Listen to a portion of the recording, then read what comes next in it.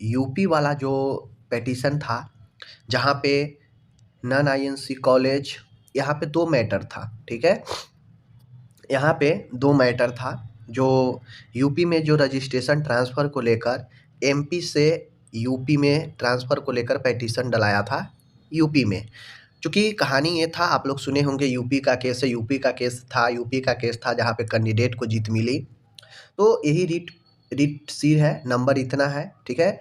इसके official website पर जाकर आप लोग चेक कर सकते हैं, ठीक है? कुमारी प्रियंका हलवाई बनाम स्टेट ऑफ यूपी था, ठीक है? इसमें ये था कि जो कैंडिडेट थी वह एमपी से पढ़ाई की थी, ठीक है? एमपी से पढ़ाई की थी। अब वो एमपी से पढ़ाई की थी तो रहने वाली थी यूपी के, तो यूपी उसको ट्रांसफ़र अपना कराना था रजिस्ट्रेशन, ठीक है? वो यूपी में ट्रांसफ़र के लिए प्रोसेस भी की, एमपी से एनओसी भी ली, सब चीज़ प्रोसेस की। लेकिन जो यूपी काउंसिल है वह उसके रजिस्ट्रेशन को रिजेक्ट कर दिया गया।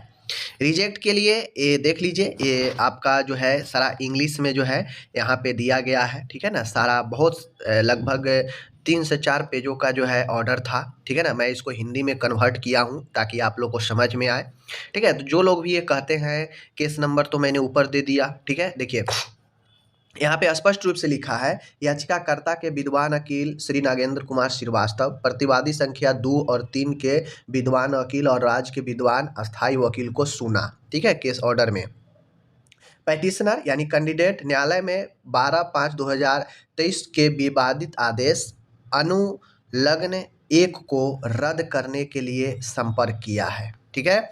अब एनेक्जर 1 को इन्होंने जो है रद्द करने के लिए जो है यहाँ पे जो पेटिशनर था, जो पहले नियम था, ठीक है, कि बिना आईएनसी वाला को नहीं लिया जाएगा, ठीक है, संपर्क किया, कोर्ट में गया।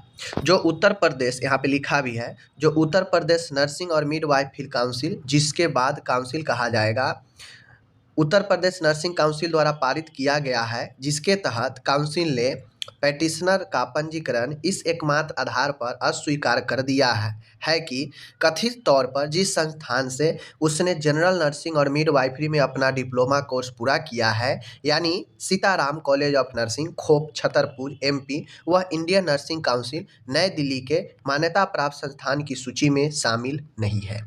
वही बातें हैं जो अक्सर कैंडिडेट को परेशान करता है, समस्या देता है, और जब भी कैंडिडेट कोर्ट में गया है, हमेशा कोर्ट जो है कैंडिडेट के पक्ष में फैसला सुनाया है।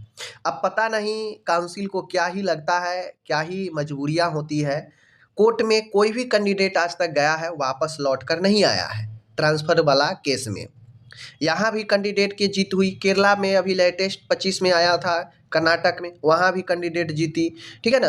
तो और अभी बिहार में भी नॉन आईएनसी, नॉन बीएनआरसी के ऊपर लगा है, तो वहाँ भी जो है एक प्रकार से फर्स्ट हियरिंग में कैंडिडेट का ही जीत हुआ। तो कुल मिला के नॉन आईएनसी वाला मैटर सिर्फ जो है यह काउंसिल सब जो है टफ बना दिया है, ये टफ है नहीं, ठीक है? अब इसमें स्पष्ट कह रहा है कि यूपी काउंसिल सिर्फ इस आधार पर जो है रिजेक्ट कर दिया रजिस्ट्रेशन याचिकाकर्ता का कि वो संस्थान जहाँ से वो पढ़ाई की है, नाम भी दिया है, वह आईएनसी के नई दिल्ली से मान्यता प्राप्तों की सूची में शामिल नहीं है, ठीक है? याचिकाकर्ता ने इस रीट याचिका में काउंसिल को पंजीकरण प्रदान करने के लिए निर्देश के लिए भी एक परिणामी प्रार्थना की है। कैंडिडेट ने अपने ट्रांसफ़र रजिस्ट्रेशन के लिए रिक्वेस्ट किया, प्रे किया कोर्ट में, ठीक है? कोर्ट में अगर आपको कोई चीज़ सहायता लेना हो तो प्रे ही किया जाता है।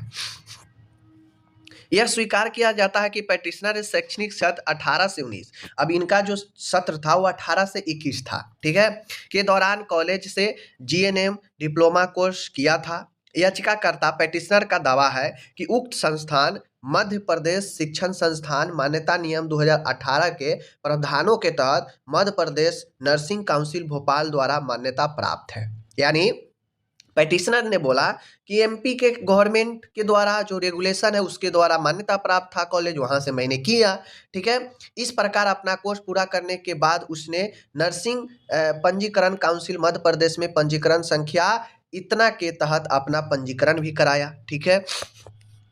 पेटिशनर का मामला यह है कि जिला मतलब यहाँ के वो रहने वाली है, ठीक है ना, निवासी है। राज्य में अभ्यास कार्य यूपी में करना चाहती है वो। उसने यूपी एवं में पंजीकरण के लिए आवेदन भी किया था, जिसमें अधिकारियों ने उसे पंजीकरण काउंसिल मध्य प्रदेश से एनओसी प्राप्त करने की सलाह दी। कैंडिडेट ने एनओसी प्राप्त कर लिया। इसके बाद जो है 16/3/2023 के माध्यम से काउंसिल को भेजा भी गया था। फिर भी ऐसा लगता है कि उक्त एनओसी के उत्तर प्रदेश एवं मिडवाइफरी काउंसिल ने स्वीकार नहीं किया। यानी एमपी काउंसिल ने जो एनओसी भेजा वह स्वीकार नहीं किया गया यूपी के काउंसिल के द्वारा, क्योंकि काउंसिल ने याचिकाकर्ता को रजिस्ट्रेशन देने से मना कर दिया और इसके बजाय इतना के विवादित पत्र के माध्यम से जो registrar Madhya Pradesh nursing council registration council को संबोधित था और जिसकी एक कॉपी कैंडिडेट को भी भेजी गई थी, सूचित किया कि उसका रजिस्ट्रेशन इस आधार पर मना किया जा रहा है कि जिस संस्थान से उसने अपना डिप्लोमा पूरा किया उसका इंडियन नर्सिंग काउंसिल नई दिल्ली की मान्यता प्राप्त संस्थानों की सूची में नहीं शामिल है। यानी यूपी काउंसिल ने इस आधार पर मना कर दिया कैंडिडेट को और उसके पेरेंट काउंसिल एमपी काउंसिल को बताया कि इनका कॉलेज आईएनसी से मान्यता प्राप्त नहीं है, इसलिए मैं नहीं लूँगा, ठीक है। इंडियन नर्सिंग काउंसिल एक्ट इतना के धारा इतना में यह प्रावधान है कि 10 योग्यताओं की मान्यता। इस एक्ट के उद्देश्य से शेड्यूल इतना में सामान्य योग्यताएं मान्यता प्राप्त योग्यताएं होंगी और शेड्यूल भाग 2 में शामिल योग्यताएं मान्यता प्राप्त उच्च योग्यताएं होंगी, ठीक है। यानी कहने का मतलब है राज्यों में कोई भी अथॉरिटी जिसे राज्य सरकार द्वारा यदि कोई हो तो राज्य परिषद परामर्श से किसी भी योग्यता को प्रदान करने के उद्देश्य से मान्यता प्राप्त है, जो समान nursing midwifery ANM health visiting या पब्लिक हेल्थ नर्सिंग में जो है कोई योग्यता प्रदान करती है जो शेड्यूल में शामिल नहीं है, वह ऐसी योग्यता को मान्यता देने के लिए परिषद में आवेदन कर सकती है और परिषद यह घोषित कर सकती है कि ऐसी योग्यता या ऐसी योग्यता केवल एक निर्दिष्ट तारीख के बाद प्रदान किए जाने पर इस एक्ट के उद्देश्य के लिए एक मान्यता प्राप्त योग्यता होगी। यानी आईएनसी ये कहता है कि जो स्टेट मान्यता कॉलेज को देता है उस कॉलेज से जो स्टूडेंट पढ़ते हैं वो भी योग्यता मान्य होगा, बशर्ते वो जो हमने डेट दिया है उस डेट से पहले का वो योग्यता होना चाहिए, ठीक है, ये चीज है।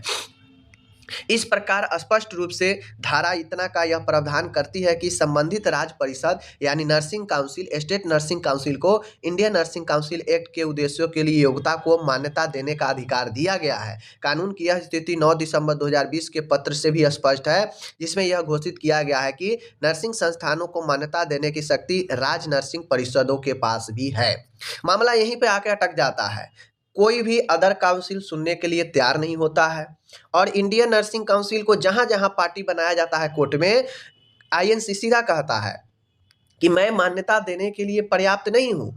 स्टेट अपने तरीके से भी कॉलेज को मान्यता देती है और अगर कॉलेज दिया और मैं मान्यता अगर मेरा आईएनसी का लिस्ट में नहीं है और अगर कोई स्टेट मान्यता देकर वहाँ कॉलेज ओपन हो रहा है, पढ़ रहा है स्टूडेंट, तो वैलिड होता है, वह कहीं भी स्टेट में पूरे भारत में जाकर अपना अभ्यास कर सकता है। लेकिन ये अलग अलग स्टेट काउंसिल जो है वह अपना बखेरा खड़ा करता है, आईएनसी एकदम क्लियर करता है, लेकिन फिर आके स्टेट अपना अपना जो काबिल स्टेट के काउंसिल है वो सब अपना अपना पेज फंसाता है, जिसके कारण स्टूडेंट को कोर्ट जाना पड़ता है। बात समझ गए। अब यहाँ पे जिक्र किया गया जो है यहाँ पे देख लीजिए लिया है, इसके अलावा किसी भी संस्थान को संबंधित राज्य की नर्सिंग परिषद द्वारा यानी नर्सिंग काउंसिल द्वारा मान्यता प्राप्त होना आवश्यक है, न कि इंडियन नर्सिंग काउंसिल द्वारा। जैसा कि इंडियन नर्सिंग काउंसिल एक्ट की धारा इतना को पढ़ने के साथ साथ जो है सुप्रीम कोर्ट द्वारा सिविल अपील संख्या इतना प्राइवेट स्कूल नर्सिंग स्कूल एवं कॉलेज मैनेजमेंट एसोसिएशन बनाम इंडियन नर्सिंग काउंसिल और अन्य में इतना को पारित निर्णय और आदेश से स्पष्ट है। यानी यूपी के जो कोर्ट में पिटीशन डलाया वहाँ भी ये चीज़ें हुआ कि अगर कोई कॉलेज राज्य नर्सिंग काउंसिल से अगर मान्यता प्राप्त है तो आईएनसी जरूरी नहीं है उसके लिए होना, बल्कि जरूरी है कि वह स्टेट नर्सिंग काउंसिल से पहले मान्यता प्राप्त हो। यहाँ स्पष्ट लिखा है कि किसी भी संस्थान को संबंधित राज्य से नर्सिंग परिषद द्वारा मान्यता प्राप्त होना आवश्यक है, यानी स्टेट नर्सिंग काउंसिल से मान्यता प्राप्त होना आवश्यक है, ना कि इंडियन नर्सिंग काउंसिल द्वारा। स्टेट पहले है, वहाँ से मान्यता है तो ठीक है, डायरेक्ट आईएनसी से मान्यता है तो मान्य नहीं होगा, क्योंकि आईएनसी जीएनएम एएनएम का परीक्षा क्लास संचालित करता ही नहीं है। तो कोई भी अगर एग्जाम लेगा तो कोई स्टेट काउंसिल ही लेगा, अब जब तक वो स्टेट काउंसिल नहीं लेगा, जब तक उससे मान्यता प्राप्त नहीं है। तो यहाँ पे स्पष्ट है, यहाँ पे स्पष्ट रूप से कहा गया कि जवाबी हल्फनामे के साथ प्रतिवादी के वकील ने एक दस्तावेज दायर किया जिसे एनेक्जर एतना के रूप में चिन्हित किया गया है, जो UP state nurse midwifery council Lucknow द्वारा दायर सूची का प्रिंट आउट है, जो इंडियन नर्सिंग काउंसिल एक्ट की धारा इतना के तहत मान्यता रद्द करने से संबंधित है। उक्त सूची में सीताराम कॉलेज ऑफ नर्सिंग इतना को सीरियल नंबर इतना पर है, जो दिखाता है कि मान्यता 23/2/2023 से रद्द कर दी गई है। ठीक है, ये रद्द वाला बात है। आपको पता होगा कि आईएनसी ने अभी कुछ समय पहले मैंने वीडियो बनाकर बताया भी था, जहाँ पे आईएनसी ने बताया था कि किस कॉलेज को कब डेट से जो है आगे मान्यता नहीं है, मान्यता वापस लिया गया है, सुटेबिलिटी वापस लिया गया है। तो इसमें भी उस समय भी ये जो कैंडिडेट थी उनका कॉलेज को भी आईएनसी ने जो है 23/2/2023 से रद्द कर दिया था, मान्यता वापस ले लिया था। ठीक है, सुटेबिलिटी इस डेट से आगे जो है वापस ले लिया था। ठीक है, तो अब जो प्रतिवादी होता है, जो पार्टी होता है, वो हर एक तरीका से बचने का प्रयास करता है। तो यूपी काउंसिल ने पहला बात तो आईएनसी के लिस्ट में नहीं था, सिर्फ स्टेट से अप्रूवल था कॉलेज, तो वो दिखाने का प्रयास किया कि आईएनसी से नहीं है, तो वहाँ पे खंडन हो गया कि नहीं, ये कोई ज़रूरी नहीं है कि आईएनसी से ही होगा तो आप ट्रांसफ़र देंगे न तो नहीं देंगे, तो गलत हो गया वहाँ पे। तो इन्होंने दूसरा तरकीब ये निकाला कि मैं दिखा देता हूँ कि ये जो कॉलेज है आईएनसी ने इनको मान्यता को जो है क्या किया, बाहर कर दिया है, इतने डेट से मान्यता को वापस ले लिया है, रद्द ले लिया है। अब मान गए इनका 2018 सेशन है, ठीक है, 18 से 19 था। हो सकता है ये कॉलेज जो है 20 सेशन से 20 से 21 में या 21 से 22 में चल के अपना आईएनसी लिया हो। ठीक है, चूँकि देखा जाता है फर्स्ट टाइम जो कॉलेज ओपन होता है तो वो स्टेट से ये अप्रूवल होता है, आगे चल के 1-2 साल में आईएनसी से हो जाता है जब उसके पास पूरा फैसिलिटी होता है तो। ठीक है, तो स्टार्टिंग में इनका नाम आईएनसी में नहीं था, उस कारण से रिजेक्ट कर दिया यूपी नर्सिंग काउंसिल, लेकिन उस आधार को कोर्ट ने खारिज कर दिया कि ये कोई आधार नहीं है, स्टेट से है तो चलेगा। तो इन्होंने देखा कि आईएनसी ने मान्यता 23/2/2023 को इनका वापस ले लिया है, तो मैं ये अब प्लान बनाता हूँ। तो ये भी प्लान फेल इसलिए हो गया क्योंकि जो कैंडिडेट थी उनका सेशन 18 से 21 था, और 18 से 21 है तो मतलब ये पढ़ चुकी है, और मान्यता कब हुआ रद्द, 23/2/2023, यानी इनके पढ़ाई, इनके सेशन के 2 सालों के बाद जो है आईएनसी ने कॉलेज की मान्यता रद्द कर दिया, वापस ले लिया। ठीक है, तो कोर्ट ने फिर कहा कि ऐसी कोई बात नहीं है, ये सब कोई बात नहीं है, कॉलेज नर्सिंग स्कूल जहाँ से कैंडिडेट पढ़ी है उस समय तक इनका कॉलेज ठीक था, कोई मान्यता वापस नहीं हुआ था, मान्यता वापस इनके पढ़ाई के बहुत समय के बाद हुआ।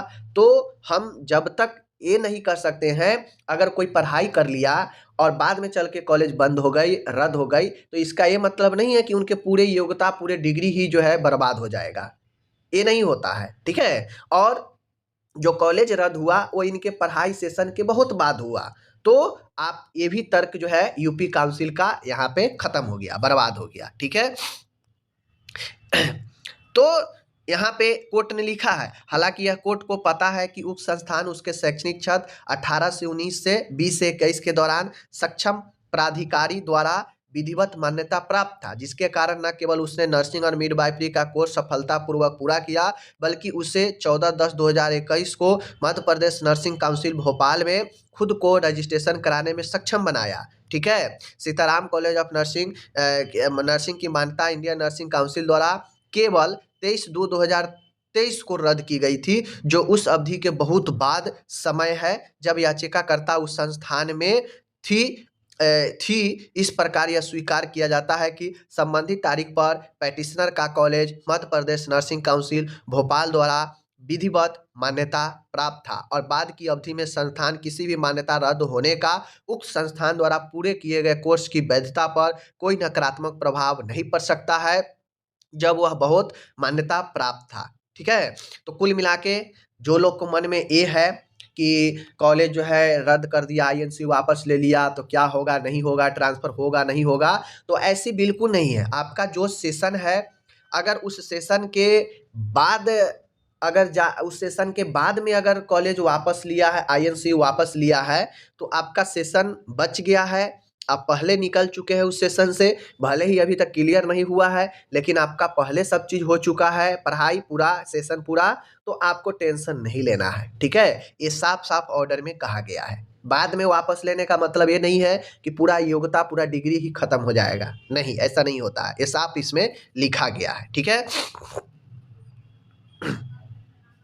अब यहाँ पे स्पष्ट लिखा है, इसलिए यह कोर्ट इस विचार का है कि चूंकि जिस तारीख को याचिकाकर्ता अपना प्रमाण पत्र मिला, उस तारीख को संस्थान एमपी नर्सिंग काउंसिल भोपाल द्वारा पंजीकृत था और यह धारा इतना के अनुसार यह मान्यता प्राप्त संस्थान था, आईएनसी इतना के अनुसार जैसा कि ऊपर बताया गया है, और इसलिए UP state nursing and midwifery council Lucknow को इंडियन नर्सिंग काउंसिल से मिला 1, 2, 3 का कम्युनिकेशन कानून की नज़र में मान्य नहीं है। इन्होंने बताया था कि ये आईएनसी से नहीं, हम नहीं लेंगे, इनको वैध नहीं जो है बताया गया, ठीक है।